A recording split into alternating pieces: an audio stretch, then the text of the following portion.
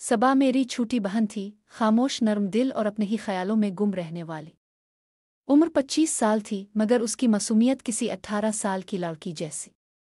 हम लाहौर में रहते थे, एक मसरूफ शहर जो कभी सोता नहीं, लेकिन सबा की दुनिया अलग थी, छोटी, महदूद और बहुत साफ। सबा की जिंदगी में कभी कोई मर्द नहीं आया था। वो मोहब्बत जैसे लफ्ज़ से ही शर्माती थी, लेकिन अंदर ही अंदर मोहब्बत की ख्वाहिश इसके दिल में धड़कती रहती थी। शायद वो कहानियां पढ़कर, ड्रामे देखकर अपने लिए किसी अच्छे वफादार इंसान का इंतज़ार करती रही थी। इसे कभी अंदाज़ा नहीं था कि किस्मत इसे मोहब्बत के नाम पर क्या दुख देकर आजमाएगी। एक दिन वो दफ्तर से वापस आ रही थी जब पहली बार इस शख्स से मुलाकात हुई। इसका नाम बासित था, 40 के करीब उम्र, कद लंबा, शक्ल अच्छी, आवाज़ में अजीब सुकून। वो सबा से उम्र में बहुत बड़ा था, लेकिन अंदाज में एक अजीब कशिश थी। सबा ने बताया था कि वो इस शख्स को देखते ही बेवजह घबरा गई थी। दिल जैसे एक लम्हे को राख सा गया था। अगले चंद दिनों में वो इत्तेफाकना कई बार मिल गए, कभी दफ्तर के बाहर, कभी कैफे में, कभी मेट्रो बस में। सबा को लगा ये महज इत्तेफाक है, लेकिन जो इत्तेफाक बार बार हो वो शायद तकदीर हो जाता है। फिर एक दिन बासित ने खुद बात शुरू की, बहुत एहतराम से, बहुत नरमी से। आप अकेली ही होती हैं, कहीं आपको परेशानी ना हो। लाहौर में ख्वातीन का अकेले चलना आसान नहीं। सबा बस सर झुकाकर जी कह देती। वो नहीं जानती थी कि ये गुफ्तगू आगे बढ़ती जाएगी और एक दिन इसकी पूरी जिंदगी बदल देगी। हफ्ते बीत गए। बासित सबा के दिल से ऐसे जल गया जैसे किसी ने बरसों बाद उसके अंदर छुपा खला भर दिया हो। सबा ने कभी मोहब्बत नहीं की थी, इसलिए पहली बार मोहब्बत का लम्स उसके दिल को पागल कर रहा था। मगर हकीकत हमेशा ख्वाबों की तरह नर्म नहीं होती। एक दिन सबा ने हिम्मत जमा करके पूछा, बासित, क्या आप शादीशुदा हैं?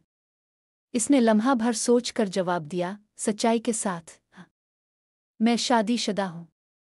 मेरे 5 बच्चे हैं।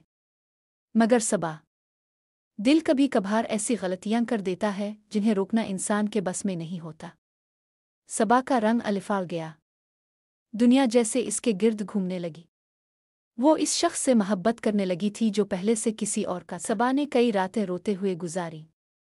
वो जानती थी कि बासित की जिंदगी मुकम्मल थी, बीवी, बच्चे, घर, जिम्मेदारियां। और वो सिर्फ एक नई मोहब्बत थी जिसने शायद खुद भी सोचे बगैर दिल हार दिया था। बासित बार बार इसे समझाता, मैंने कभी सोचा नहीं था कि तुम जैसी साफ दिल लड़की मुझे जिंदगी में मिलेगी। मगर सबा, मैं तुम्हें खोना नहीं चाहता। सबा अंदर ही अंदर टूटने लगी। वो चाहती थी कि इसे कोई ऐसा शख्स मिले जो सिर्फ इसी का हो, जिसके दिल में और किसी की जगह ना हो। लेकिन मोहब्बत कोई मंतिक नहीं मानती।